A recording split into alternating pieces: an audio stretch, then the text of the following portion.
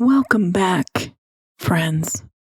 Today, we're going to begin with by Jack Handey, for those of you who remember Deep Thoughts. Maybe in order to understand mankind, we have to look at the word itself, mankind. Basically, it's made up of two separate words, mank and eind. What do these words mean? It's a mystery. And that's why so is mankind.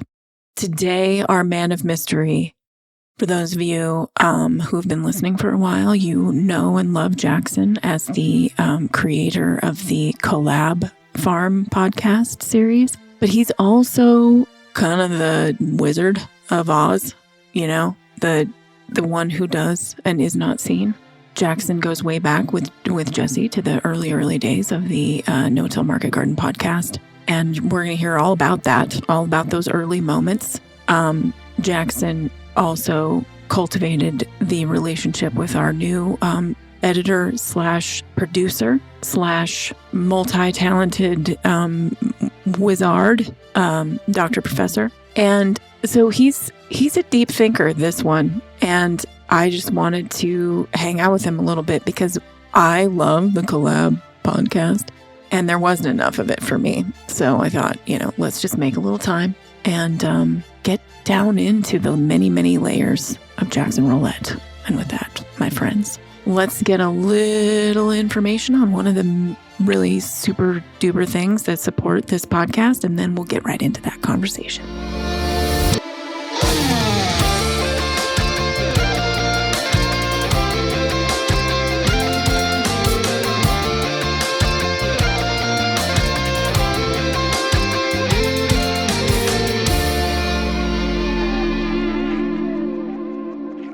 Today's episode of the No-Till Market Garden podcast is brought to you by Local Line. Get ahead this year with Local Line. Make the switch to Local Line and grow your farm to new heights. Local Line is the most comprehensive sales software built for farmers and food hubs. Increase your sales and streamline your process with features including e-commerce, inventory management, subscriptions, website builder, online payments, point of sale, and more. Trusted by thousands of farmers around the world, Local Line is the platform you need to take your farm to the next level. Subscriptions start as low as $49 a month, and Local Line never takes a percentage of your sales. Try Local Line today and receive a free premium feature for 1 year using our coupon code NOTIL. That's all caps, all one word, NOTIL.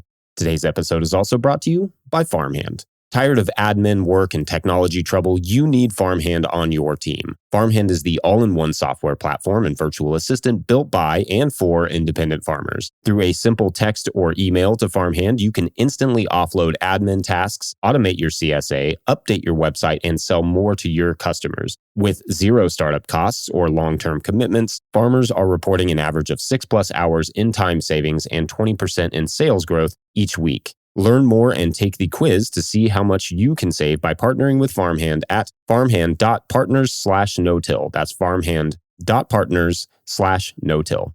All right, enjoy the show. It'll be interesting to, I was like, you didn't even send notes. It's like, what is she going to ask about? I have no idea. Well, very exciting. I'm excited because, Jackson, I'm a longtime listener, first-time interviewer. And I feel like for me, the reason I wanted to interview you is because A, more than one person has suggested that I do this. And B, I think that first one might surprise you, but B, this season, not on purpose, but just because of what I found interesting and who I wanted to reach out to, there's this theme that keeps coming up around community. And I thought, who really is like the deep thinker on community, because of Collab Farmer. I really obsessed about the episodes that you did of Collab Farmer. So, I have tons of questions for you, but anyway, hi Jackson. Here we are. We're recording together. Thanks for joining me. It is very strange to be on this end of the microphone, but no, thank you for asking me to be on. I am the one that is honored to be on this side of Mimi Castile. So yeah. surreal a little bit. Oh, stop. It is I who is chastened by this opportunity.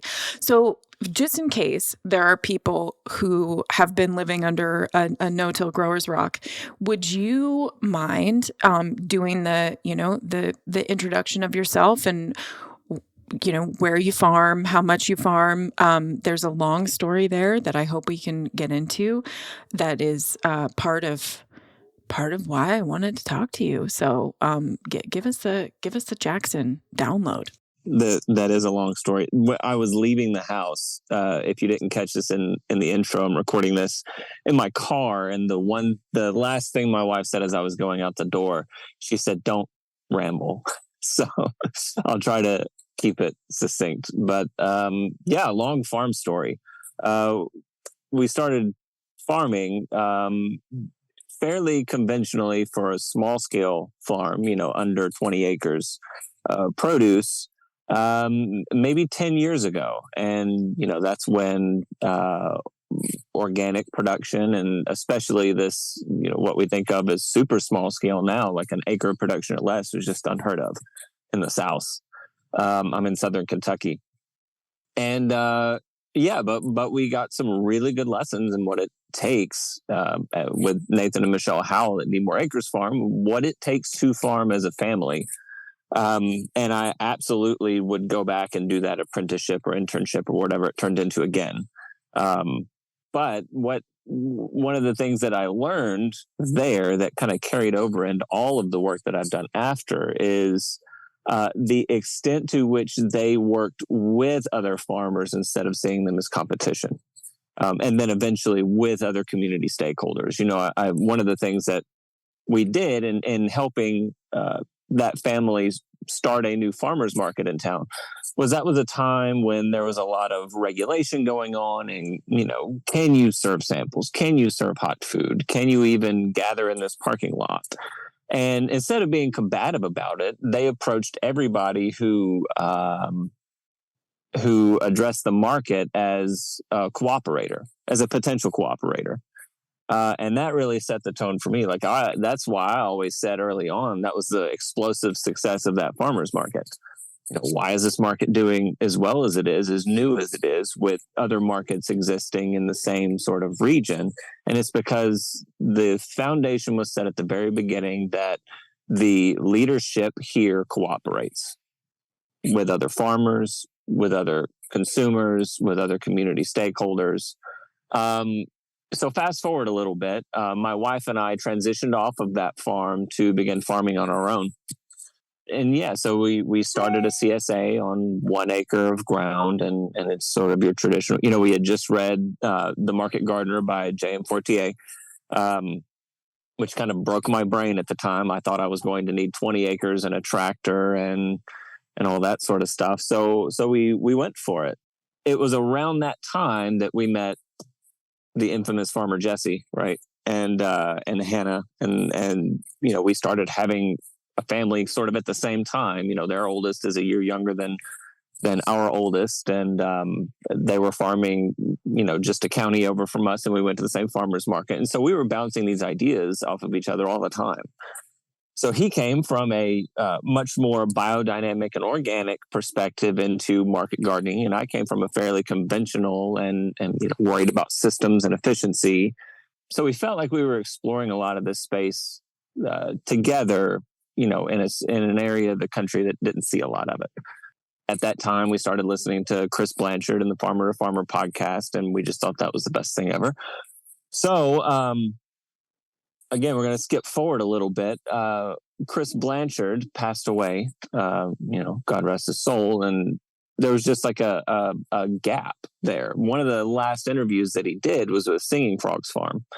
And I'm going to credit Chris Blanchard with starting No-Till Growers, because I remember visiting Jesse one afternoon. I was returning a flail mower, I think. And he was like, did you hear that episode with Singing Frogs with Paul and Elizabeth? And I hadn't. So I went back and listened to it. And he's like, I'm going to try it. I'm going to try some of these things. And I said, all right, you're crazy, but go for it and let me know how it goes. And so we started trying it. And again, by this point, he's moved up to Lexington to be closer to his wife's family. We've got more kids running around now, and we're trying new things, and we're always in contact and bouncing ideas off of each other. And he said, I think I'm going to call Paul and Elizabeth, and I think I'm going to record it, and we'll just put it up on the internet, and other people might benefit from it too. And that's how No-Till Growers started, is he starts calling people and starts figuring out how podcasts work. And, and I am making a website and researching how do you start a podcast company and those sorts of things. And yeah, so that was where No-Till Growers started. That was sort of my introduction into the small scale no-till market garden space. Was very reluctantly and even a little cynically, because it was always, well, this can't work. This doesn't work, but I felt compelled to try it.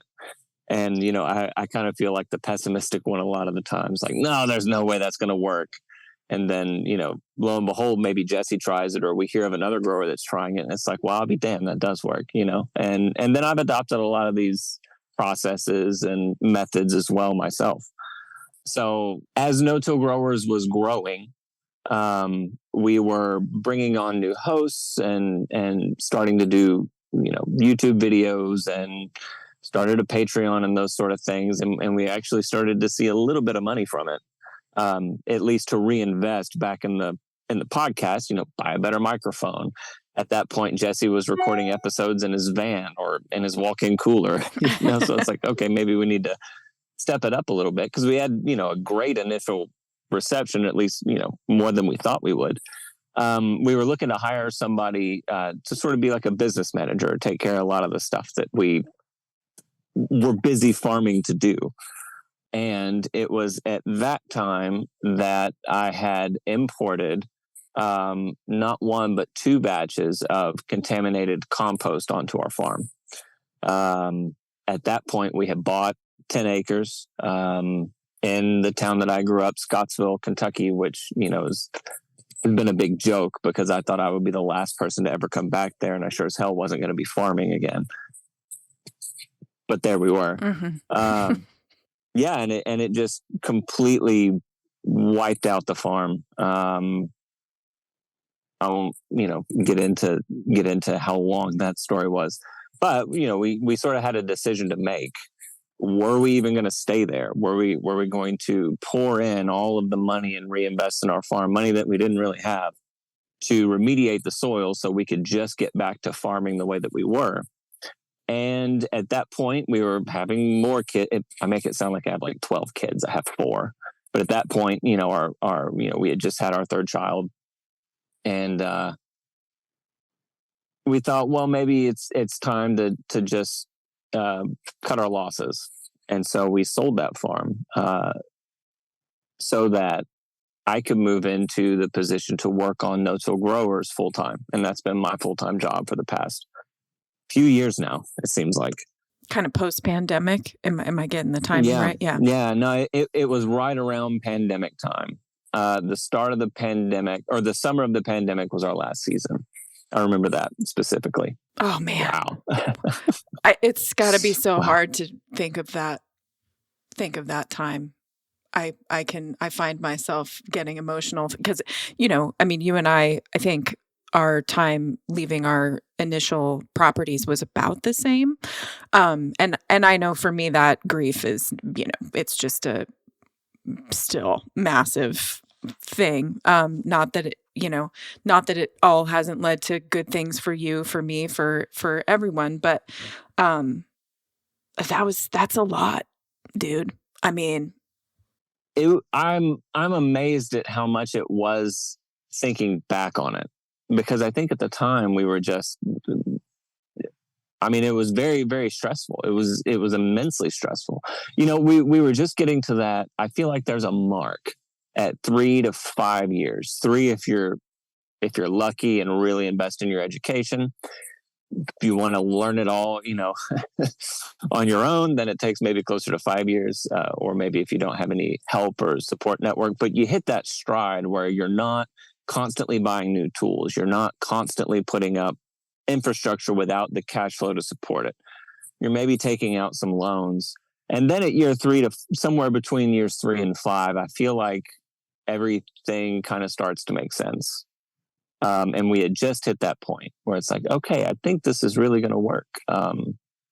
As far as like being able to make enough money to support our family. And then it was like, nope. Not with dealing with all that we would have had to have gone through to fix the farm. And so at that point, I think that it was very stressful thinking about how to hold on to that farm. But the pandemic added on top of that. And then I think when we decided, and it's been a really, God, that's a rabbit hole. It's been a really profound experience for me to sell a farm that I thought I was going to be buried in, like I thought, this is it. I'm not going anywhere. And then to just sell it and go back into this state of transition, we've been renting in Bowling Green, which is the nearest big town. This is the market that we sell into. Yeah, we had to leave our market and sell the farm and move in and lease a house, for more than our farm payment was, and then to go back into the state of transition. We thought it'll be a year, 18 months, and we'll have a new farm. 18 months came around, and we found a couple of beautiful Amish farms or Mennonite farms, and went through like a very excruciating process of trying to scrape up the money and work with the FSA, and they fell through. And so it's like, okay, this is where we are now. We're renting. And another part of the story that kind of dovetails in here is we go to a very small Orthodox church here in Bowling Green, but the grounds of the church used to be, from what I can tell, like an old farmstead. Apple trees and pecan trees and cross fenced, and it's got a barn and water and electricity, but the space is just not used. It's just mowed for hay. And I had always thought, I tried very hard not to be covetous, but I had always thought, man, this would make a just stellar market garden, or small. I could just like project onto it. But we didn't want to I don't know. We just wanted to our concern was that we would start a garden there and then find like our forever home that was 60 miles away, and we were just going to have to abandon the project. And, we didn't want any disincentive to keep from continuing to search. And finally, we approached our parish council like, hey, we've got an idea, and we think it could be mutually beneficial. At this time, I was maybe in the middle of season 2 of the Collaborative Farming podcast. God, we got to back up. So hold on, let's back up a second. While we were at farm that was to be sold, some friends of mine had moved, or some friends of the family had moved in across the street, and they wanted to grow flowers on the farm. And so they did. So, we had we had a greenhouse and soil blocking equipment and And so they said, we just want like 10 beds and we'll grow flowers.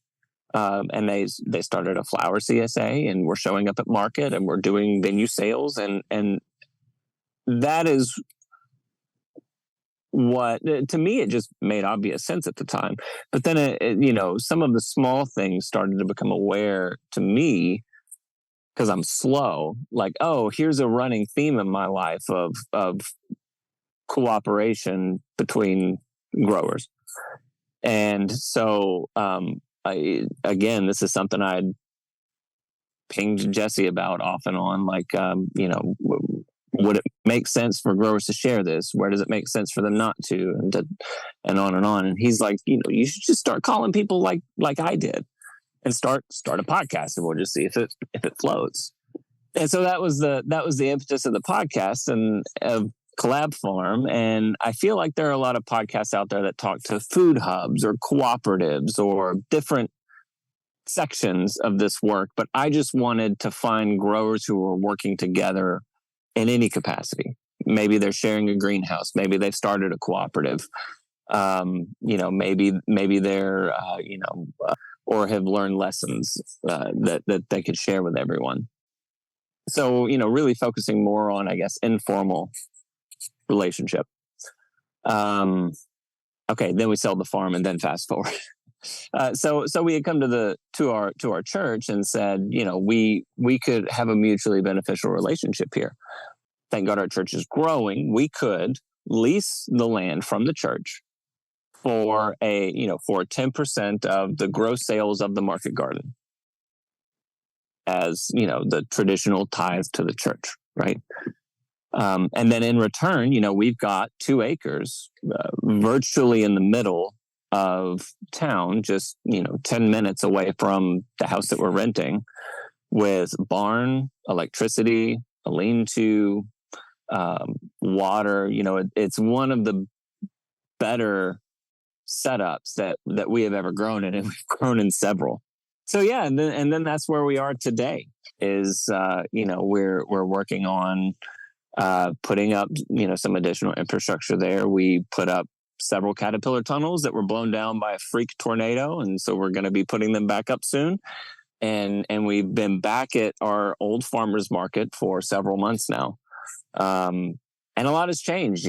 Before then, we were committed to sort of our first iteration of farming. We were committed to being full-time farmers, and we were going to die on that hill. We didn't care how poor we were. Full-time farmers are what matters. And CSA 52 weeks of the year, and sort of that mentality. And what has surprised me is approaching it now. I'm thinking now, I really like this part-time farming gig, and then having something that's at least related to share that time and that space with.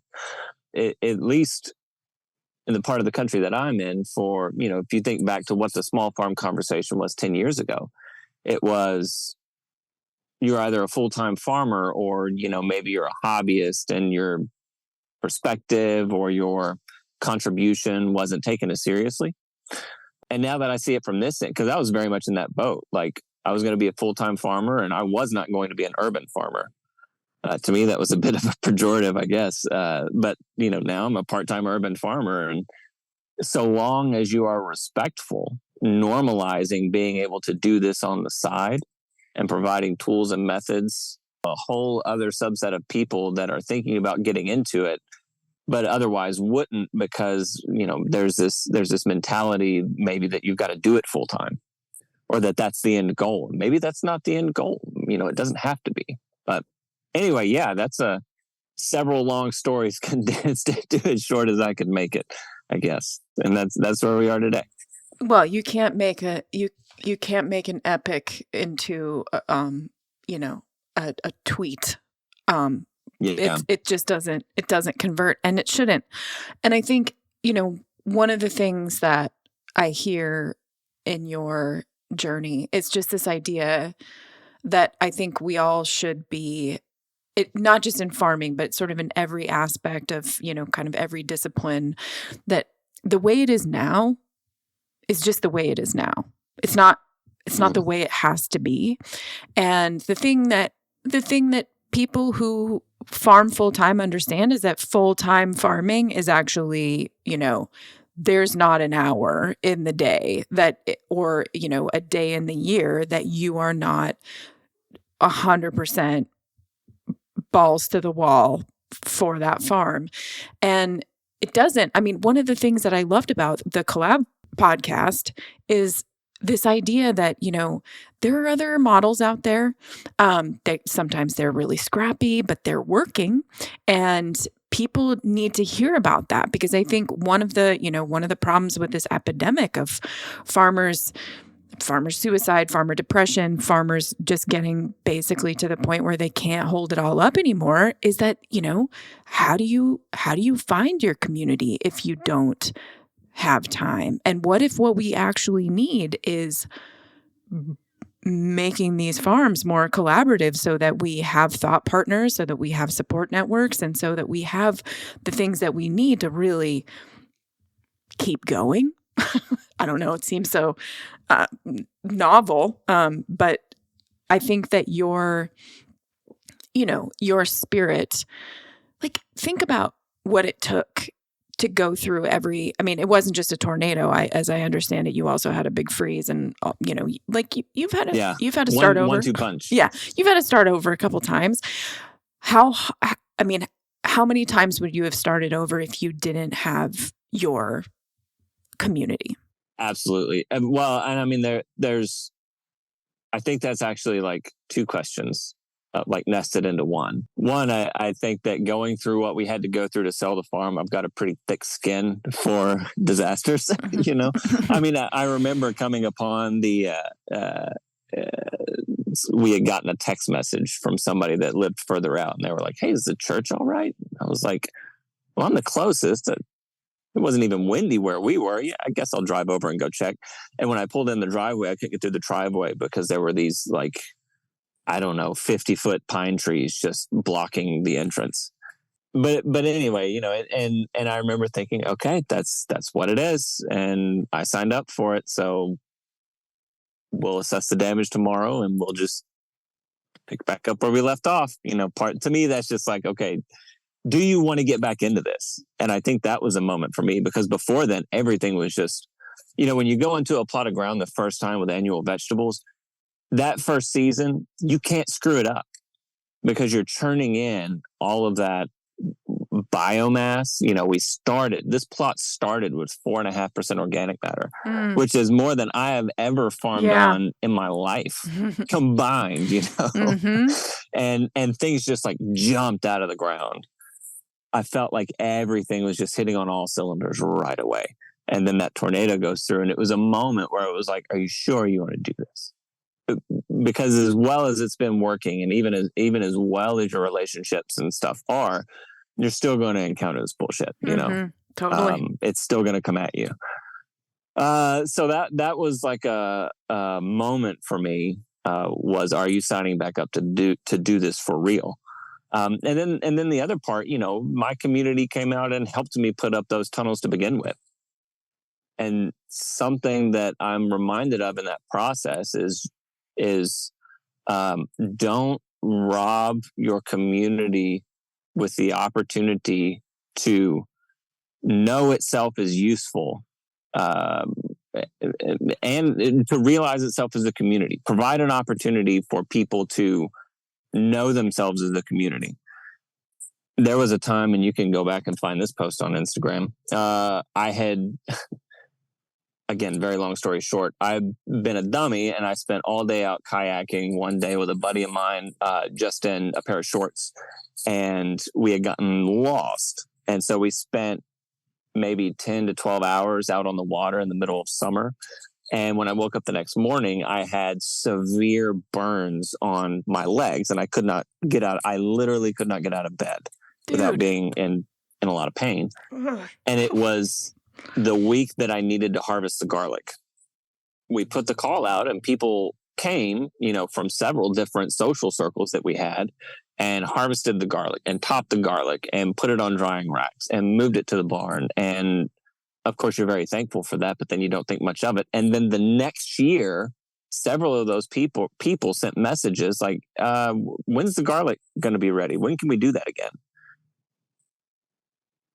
And to me, that's just like work, but for them, it was an enjoyable process. I mean, how many other things in your life right now do you have opportunities to do that with? And some maybe more than others, but I feel like, I don't know, you want to go hard right on this conversation right now? I feel like in many ways, even small farming is kind of under attack in a way that is removing opportunities for involving other people or involving your community. Oftentimes, I think the solutions are not technical solutions. The solutions are communal solutions. But because the technology it's easy to subscribe to this, it's easy to adopt that platform or that tool. It's like, maybe we should be stepping back and thinking more about how to involve our community, not only as a solution to a specific problem, but just doing that more often. Because if I had all the technical fixes in the world, and that tornado comes through and wipes out all of my caterpillar tunnels, one of the first messages I got was, "Hey, I ain't got a lot of money, but I help you put them back up." Like, I got 20 of those immediately. And so it's like, okay, that's that's what's going to help me continue through this. No matter how good my farm is, or no matter what comes, it's going to be the people that are there, supporting my farm, both other growers and just, I guess lay people or community members. I think I've been having this conversation, like I said, sort of repeatedly by accident. It's just sort of happened this season. But this idea that, we recognize, we being whatever the global consciousness, recognize that the disconnect with our food is a real problem in solving the food system, that people lack the connection with how their food is grown. And I think we don't solve that in macro. It's not a meta solution we should be looking for. Like, we solve it one community member at a time, connecting with, coming out to harvest the garden. I mean, not only is it the sort of co-benefit of feeling good about helping somebody, there's that benefit, but then there's also the benefit of saying in that moment, oh, like this is what harvesting garlic is all about, or this is what, moving sheep is all about. I mean, it's repeatedly proven that if people don't have that opportunity, they're not going to reconnect. You don't read about it in a magazine. you do it. And that's what I think is so inspiring about, the conversations that you've had in the Collab podcast, but also just your whole story is basically this theme kind of playing out in real time. I don't know if you had any further reflections on that. No, I don't know if I could do some like shameless self-promotion. Please do. I mean, that's why we have taken upon ourselves to do this ridiculous business model where we create all of these podcasts and all these videos and just give them away for free. Trust me, there are times and there are lean seasons, even within no-till growers. And I do have that thought, like, what if we just charged, everybody $2 a month to use the forum or something like that? It would just make things so much easier. But that's just not, that's not the culture that wasn't the culture that I was a part of when I entered my first farmers market. And that's not the culture of no-till growers. I'm going to stop short. It's not that I think that other pay-for models of farm education or farm information are not worth it. But we have always led with, like, how generous can we afford to be? And this gets into like a little bit of, if I'm a fanboy of anybody, one of them is David Bollier. And David Bollier has written several books. He's a good thinker about commoning. That was such a great podcast you did with him. I love him. Like, yeah, he's so cool. He's written several things since then, and I'm getting him back on for season 3. Hey folks, the season 3 is coming as soon as I can get my act together. You heard it here. And so one of the points that he makes in Free, Fair, and Alive, I believe, is the one that he writes with a co-author, particularly about digital technology and the internet and all those sorts of things. It's like the internet has the potential to be such an abundant platform, and the scarcity mindset has put it in a race to the bottom. Now it's gone from, it was the Wild West and everything was free, and now all of the best stuff is behind a paywall. Again, I'm not knocking people that have those platforms. A lot of them have a lot of high quality information in them, but it has the potential to be, a word I like to use anymore is super abundant. And that was, I talked to Jane and Mike. We did a couple of videos together for the farm tour series for the YouTube channel. And one of the things that just, it struck me so hard, I just forgot where I was in the conversation. Mike was talking about garlic. And we've kind of conditioned ourselves in the market garden world. I keep saying ourselves like I'm talking for a bunch of people. That's all right. I have been conditioned to think, oh, garlic is not the most effective crop, but it's growing when not much else is growing, and you can mulch it, and that helps improve the soil. And garlic is good for you, but it's not a big money maker, and blah, blah, blah. And they continue to grow garlic. And Mike said, garlic is a perfect example on a farm of the superabundance of nature. Because Jane started with, I think it was like 50 pounds of garlic. He says how many, it was like some small amount, and has turned it into, they have so much that they give it away to their neighbors, over the past 10 years. And not only has it gotten better and better, but it just continues to multiply, and they share that with as many people as they can. And so sometimes I feel like there's a punk kid inside of me that just wants to push back against this. We've got to stop focusing so hard on like the cash efficiency of a bed. That's good. That's useful information. And I want everybody to be financially viable. How can we talk about like what support network do you have? And how do you cultivate a support network? And how do you cooperate with other farmers? Because that, to me, is the other half of that conversation that doesn't get as much attention. It's not as sexy as saying I can get like, $1,200 out of so many bed feet of ginger or something like that. It's a metaphor for what we always talk about and how we evaluate success in any platform.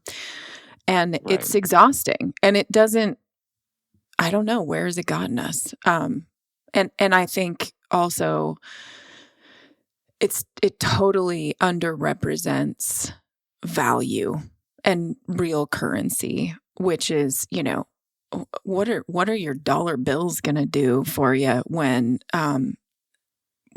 it comes to grief, or when it comes to loss in a really profound situation? What are them dollar bills gonna do for you? And it's not to say, like money, I hate it so much. Don't touch me with your bad money. But I just always appreciate when we can talk in terms of having enough and what we really find value in as farmers, because you'd be hard pressed to find a real person who's, on the land every day, who doesn't have a strong sense of why they're doing it. And it's not money. So, yeah. Yeah. If it's money, you're in the wrong business. There was a quote over when I first started working with the Howell family. There was a quote they wrote over their farm. They had a little like garage farm store, and it was a berry quote. It was something like, and I'll mess it up. The defining question of our times is how much is enough, or how much will ever be enough. Yep. 10 years later, now I'm starting to get it. Yeah. Yeah, I think we started in one place and ended in another there. Totally. Well, we always find our way to the most important nuggets.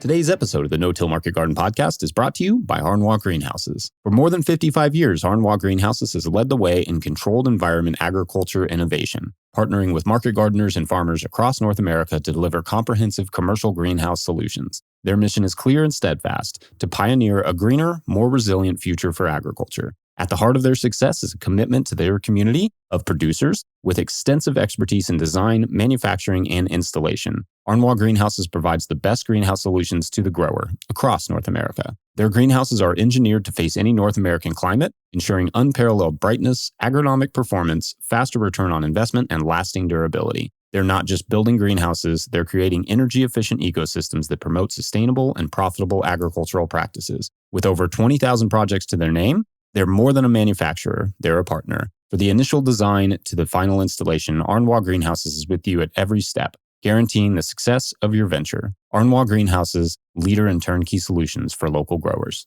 All right, back to the show. I think it'd be cool for you to just talk, because I've heard from other people. I've never visited you. It's a real poverty in my life that I've never been to KY. But I've heard that you have a real aesthetic to what you make, what you grow.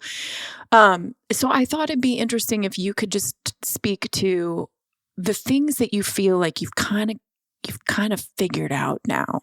I mean, you've talked to so many farmers, you've been out doing the YouTube videos forever. I mean, what are the things when you look at what really works for you? What are the things that you feel like you've really kind of figured out or gotten pretty solid on? So just to kind of lay the foundation, we basically started with a blank, mostly flat 2-acre parcel. And how I went about doing that, it's probably one of the most infested Johnson grass fields I have ever seen. So my thought was, we're going to have to deal with that first. And because I have another job, I could take the time to deal with that first. And that's important.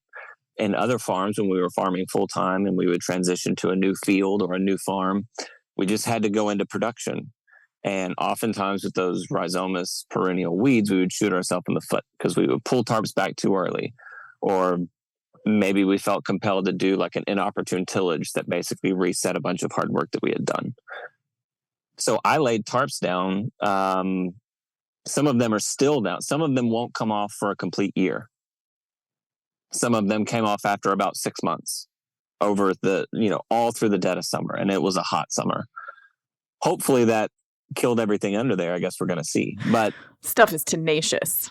Yeah. I mean, we're going to see how hard that stuff is, because it might pop up in my tarps that I pulled off first, but we're going to kind of see how much tarping it takes to kill Johnson grass. But anyway, so we would tarp it. And then when we had a couple of days, we would pull the tarp off. We had already done a soil test, and so we knew what mineral amendments that we needed. So we would spread our mineral amendments, our rock phosphate and green sand, and what's the one I'm forgetting? Anyway, so just per our agronomy test, and we would use a rotary plow and a BCS to plow that in. So, with a rotary plow and a BCS and a 50 by 100 foot section, it would take me about a comfortable day, maybe 6 hours to get all that worked in, to get the amendment spread and worked in. And then we would let it rain on it or water it and then tarp it again for at least a month to take care of all the annual weeds that we would have brought to the surface. We pull that tarp back and mark our beds, broad fork, add whatever nitrogen amendment we need. Let me back up on that. The first fertilizer we use on beds is a broad spectrum composted chicken manure, Revita Pro 545. It's got kelp and some other good stuff in it. And then we would lay a mulch layer on top of that. So just leaf mulch, not compost. I'm very wary about my manure-based compost. Yeah. I think you would but what we're doing, it was the manure-based compost that knocked our last farm out of business. So we're just using leaf mulch just because that mulch layer is super important, especially when you're dealing with clay soils. Well, any soils, really. And then we will either direct seed into that or transplant into that. So what we're trying to do with the leaf mulch and the composted chicken manure is we're kind of trying to emulate a compost, right? Because we don't have access to a decent plant-based or manure-based compost around here. Not one that I would trust with my life. So until we get that, and we've got people down here working on starting businesses to service this area, but until then, we're just sticking with leaf mulch and straw is the only sources that I can depend on. So we're just working with what we've got. And I think that's one of the beautiful things about sticking with principles instead of you have to do it this way, is you can just kind of look around and just use what you have. And that can get you a long way. It doesn't have to be perfect. You don't have to start out putting down beautiful, like Vermont quality compost. You can move within the principles. So, it's like we're broad forking, putting down a broad composted chicken manure, and then making sure that that's covered with a mulch layer. And that mulch layer has been super important. And then, that's pretty much how we set up all of our plots. One of the things I remind new growers that reach out to us with advice on that is there's like a tillage order of operations. Now, you may need to till to get stuff moving or to get things incorporated into the soil. What you want to do is push your tillage operation as far early in the process as you can and make sure that your other weed mitigating strategies come after that. So we do a tillage, and then we will tarp, and then we will mulch, and then we will plant. So, just think about that order of operations when you're looking at a pasture or something. Know your weeds and push your tillage as far early into the process as you can before you need to seed or plant something. How thick is the leaf mulch that you put down? Minimum of 2 inches, closer to 3 or 4. Yeah. The city sucks up all of the leaves and deposits it at a local university that turns it. They shred it and turn it. They just make leaf mold out of it. And we get it $20 a yard delivered. And maybe that's a little expensive, but I mean, it's some of the best ground I have managed. Have been through several seasons of just applications of leaf mold. And then every season that would either get raked or, I do use a tilther. If it's going to help incorporate amendments, but slowly mixing that leaf mold into the top horizon of the soil, man, you talk about the number that it does on clay soil. I love my tilther. I think it has a place, particularly like especially in my situation, I can't always get a hold of a good mulch. And so if I'm applying amendments, it's really good to have that tilther to put those amendments under the soil surface. Alfalfa meal, composted chicken manure, whatever it's going to be, to get that down into the soil. That way it's not volatilizing on the surface. But I mean, we tested it. I've tested it several times against a bed rake. If you've worked with a tilther enough, you've got enough control over it. It's not gonna do any more damage than a bed rake's gonna do. And I think, you use it strategically in the moments that you need to, and you know what you need to do to, cover the soil and all the things. So I think I'd like to get into this idea that you touched on earlier around sort of, I guess, maximal generosity within, within reasonable constraints of, healthful, happy living. Because I know that you are really committed to, A, the podcast, B, actually I should put these in a better order. A, your family, B, your community, C, the podcast, D, your farm. And that you do a lot of volunteering, and that you always answer my emails when I have managed to delete not just mine, but everyone else's file. I mean, you're there. You're a person who really shows up a lot. And I wanted to explore this idea with you in the conversation of, in farming, there's a big epidemic of burnout, especially at the sort of small farm level, and market garden, CSA, farmers market, etc.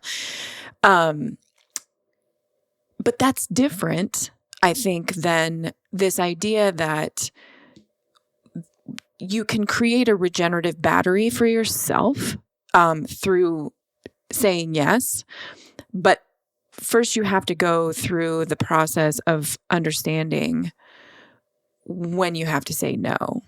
And I think, given your life and your path and your family and your faith and all the things, you probably have some things to say about that. Perhaps I was wrong. No, I'm thinking that is not a small question. It's not. And I don't know if it's anything I've ever sat down and explicitly thought about. I'm preaching to the choir. It's like the system's broken. I'm not sure what to do about that on a macro level. You can say people should pay more for food, or the subsidies need to go in the right direction, or on and on. And I think what has helped me personally is this community aspect. It's finding ways that I can work with other people, so that it all doesn't rest on my shoulders, because I also have other responsibilities to my family. If you have that hyper independent mentality, I don't know, it's just too much.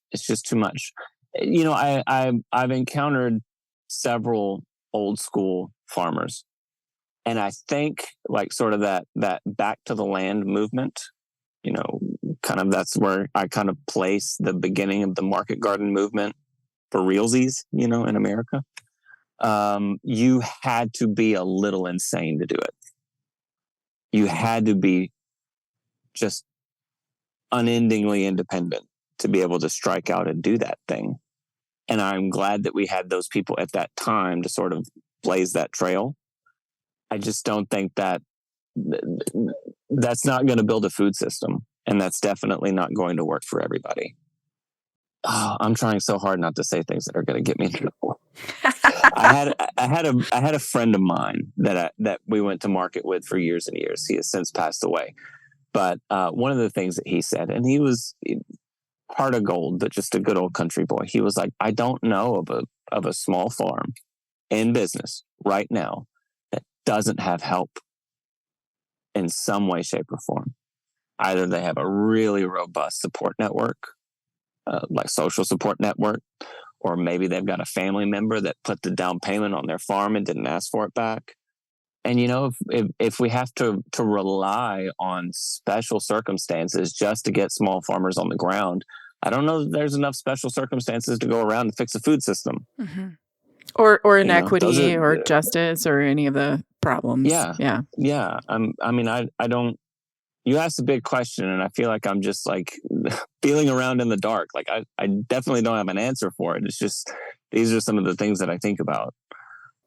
Well, I think you are answering it, though. I mean, there are things that we don't put a transactional amount on, whether that's your in-laws watching the kids or, maybe somebody does forgive the down payment on your farm or whatever. And we do sort of use those, again, speaking for people that I don't really speak for, but those get calculated as reasons why small farming or farming ethically or, whatever it is doesn't work because it's dependent on these like external systems. And yet, you put that up against subsidies and commodities. And we can see where these conversations are ships passing in the night. We're not actually talking about the same things. And what I really, what I feel like you sort of deeply understand, if you don't necessarily think about it every day, is that nobody can hold up, not even the biggest commodity, conventional agriculture, agribusinesses can hold everything up themselves forever.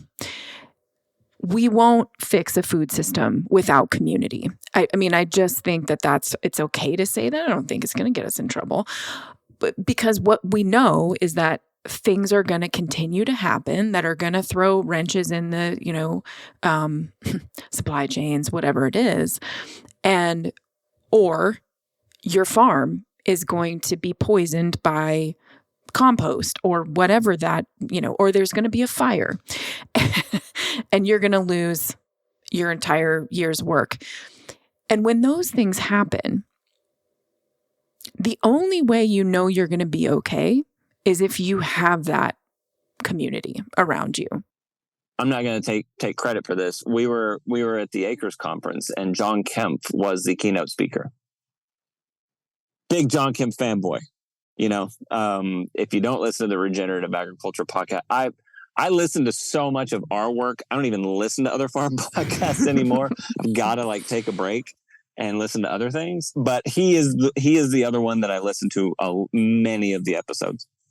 And it really surprised me that he essentially made that claim. He's like, we are beginning to understand enough about regenerative systems to know that we are not working alone in them. We're stewards of them. Now the work is to replicate that on a food system level.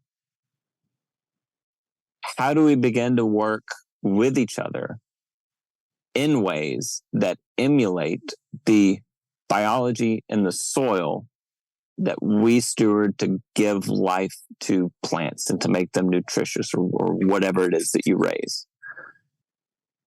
That's the beginning of the thinking about that food system question.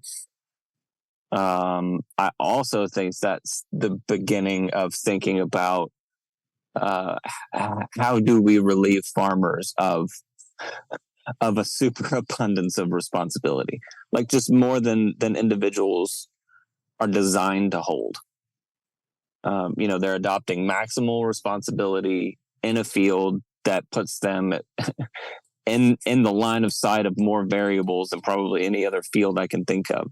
That's not a good recipe. But if we start thinking about our farm as a little piece in relation to many other pieces that are working together, one of the things that I like to think is like, how do we make many small farms function like a big farm or a big ecosystem? And you're going to do that through that sort of symbiotic and relational thinking about the context of your farm. That's what it's been so funny. Like the past 3 years, I haven't grown anything. I've been like, I'm going to go to my buddy Max and join his CSA while I'm not growing anything, because what I find the most interesting is where growing food comes into contact with things like economy. When you have these limitations that you have to work in to be able to produce food and stay a farm and feed it's all of those other relationship things that are what I'm interested in when I'm growing food. And I think the act of growing or raising food has on it a lot of constraints that make that relational problem very complex and difficult and interesting. It's like if I'm not working on a difficult problem, I'm just not engaged. And I think that's why I continued to grow food is, trying to think about that intersection between ecology and economy. And do we need to tweak it around the edges or do we need to redesign it entirely? Yeah, and Collab Farm has just been like, it is kind of like a tweaking around the edges. Like, how can growers just work together a little better? What are things we could do this season or next season? And then there are people out there that are thinking, about really big picture seismic changes in like land reform. Like there's Farmers Land Trust is doing some amazing stuff right now. Or Sarah Mock, who wrote Farm and Other F Words. She's got another book, Big Team Farms, and now has started a Substack and a podcast. And, I feel like when I talk to those people, I'm a dummy. They have such an overhead view of how all of the systems are working together. And that's probably why I just like stumbled through that last question you asked, is I don't really have that view. My view is I'm a farmer. How can I work together with the guy that is also showing up at my market so that we're not each doing the same job half as effective as we could if we worked together. It's like, this season I thought I could build a greenhouse, or for a fraction of the cost, I could invest in my buddy's greenhouse. And then we would have 2 sets of eyes on a greenhouse instead of just one. While I'm looking after the greenhouse, he could actually leave the farm for a week. If you're working with other people in this way, then you get the benefit. It's a comment I get a lot, is it's so hard to work with other people and it's risky to work with other people. It's like, yeah, I would say it's more risky to go at it alone or to not try. Totally. Because you think of the trade-off. Any farmer who's listening to this can identify, sympathize with this notion of you can never leave. And that puts a lot of pressure, not just on you, but it puts a lot of pressure on your loved ones. It puts a lot of pressure on their lifestyle. And then you feel their pressure, and it just becomes this pressure cooker situation. So on that, so in the Collab podcast, like, did you have like 1, 2, or 3 moments where you were just like, dude, total perspective shift, or like your highlights from those conversations that you've had where you just sort of realized something that kind of blew your mind? Well, I mean, to back up just a second about that pressure cooker situation, I think about that in terms of normal families. Totally. I don't think we are fortunate to live in a multi-generational house. My wife's mother lives with us. I get some jokes sometimes that are like, oh, the mother-in-law. And it's like, guys, I don't see how you're doing it without it. Mm-hmm. Especially with as many kids as we have. But then just by extension, like, community members, or just neighbors in our neighborhood, knowing that when our kids go down the street to play, that they're safe. Like, I think at every level, our society, our particular society, has gotten it wrong. I don't see how we would have even continued past year 3 had we not had family close by that could watch our kids. And it's the same with farms. I there are a lot of farms making it work. There are a lot of farms that have employees and treat their employees well. They're very high functioning farms, but for the rest of us, I think we could just work together with other farms. I think the first one was Dan Breezebois. And it may not have even been me talking to him. I've just talked to him a lot, and I've heard several of his talks outside of our podcast network, other people interviewing him and whatnot. But when he describes the structure of their cooperative, Turn a Soul, again, I don't remember if it was me talking to him or someone else, but he had described X, Y, and Z, and every member of the cooperative gets like a 2-week vacation. And what really surprised me is that I was surprised to be surprised about a 2-week vacation. It's like, that's our life when we go about it so independently as growers. It's like a 2-week vacation. Nope, not happening ever. And then you start, throwing kids in the mix, and they have things that they want to do, and they have lives, and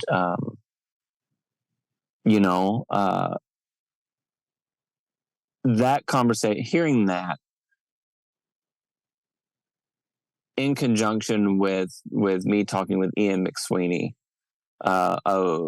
he's now with Farmers Land Trust. This whole idea of snatching your piece of land and holding on to it to pass on to future generations. Again, earlier on when I said I was probably full of bad advice, this might be some of it. I still don't know, but to me, it seems like just as much of a liability as an asset. I don't know if my kids will want to be farmers, and I don't want to put them in the position where they feel like they have to be. We're coming to a point now where a lot of farms are in transition, and I see, I've looked into some of these situations where the family farm is tearing families apart. Yeah. The strain of succession.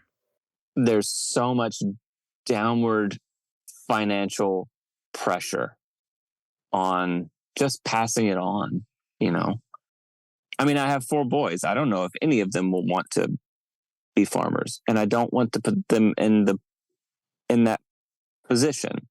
And so in a way, it kind of brings to mind what David Bollier is talking about. It's like the idea of commoning.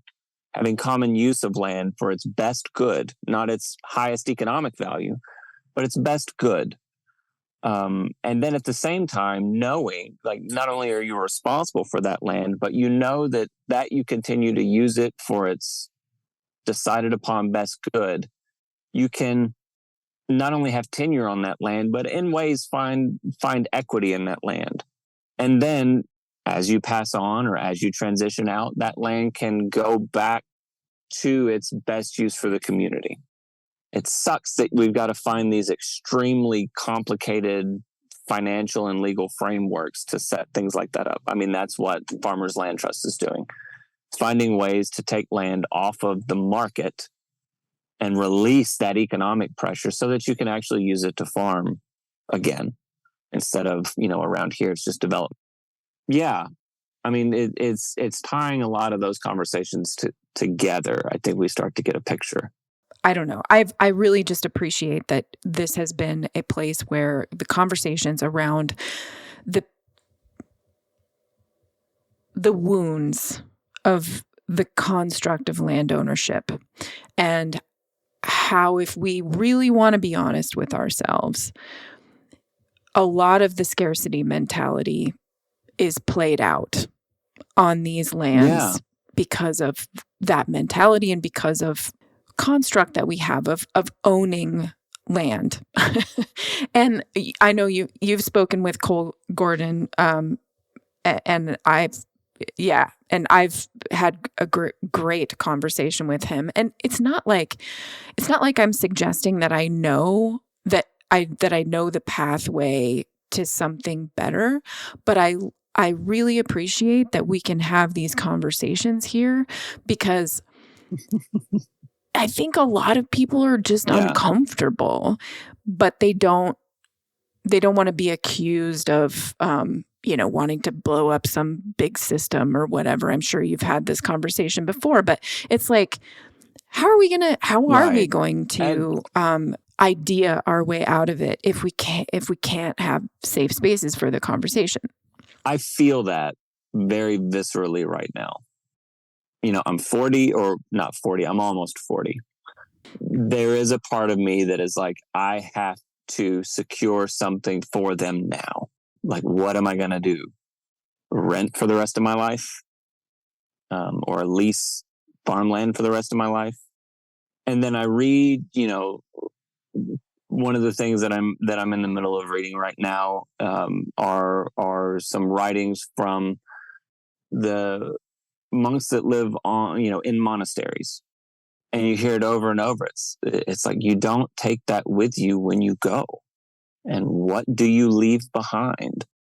And right now, I feel like I should be concerned about leasing ground and leasing my home, but I'm also concerned about spending time with my kids. It's like, that's also, my relationship with them or with my wife, or having time to be with members of my community. Like, that is also, something that I will leave behind, because it's not on like a piece of paper, because we can't say that we own that. I have a tendency to devalue that when I think, what are the next 30 years going to look like? And I try and think about it from my kids' perspective. And I think they would much rather have a little more time for me and me active in other areas of their life than be left a farm. Right. Or anything, any actual thing, really. I mean, it's the way you live that you pass on to your kids. Yeah. I mean, it's like, oh, I want to leave them financially well off. And Good luck. mean, that's what the monks and the saints, they're like, that's not it. That's not it. And I really have to push back hard in myself to be like, right now you're renting and this is where you are. And it's good. Even when tornadoes blow through and wreck your shit, it's like I would rather a tornado through and create opportunities for my community to come together than to be out there by myself and it going well. Because I know that, like, I'll put out the call next week and be like, you know what? It's February. The weather's nice. The sun's shining. We got stuff to do. And they will show up. That it's because I have been ingrained with the transactional things are what lasts. It's like providing opportunities for people to be in relationship with one another. That you can't attach a value to that, but that lasts. We just can't put it on a sheet of paper. Yeah. Thank goodness doesn't we look can't. good. It doesn't look good at the end of the tax year. Doesn't fix my balance sheet. My balance sheet sucks right now. Yeah. I own so little, but But you're a I wealthy don't know. man, Jackson. You're a wealthy man. Yeah, exactly.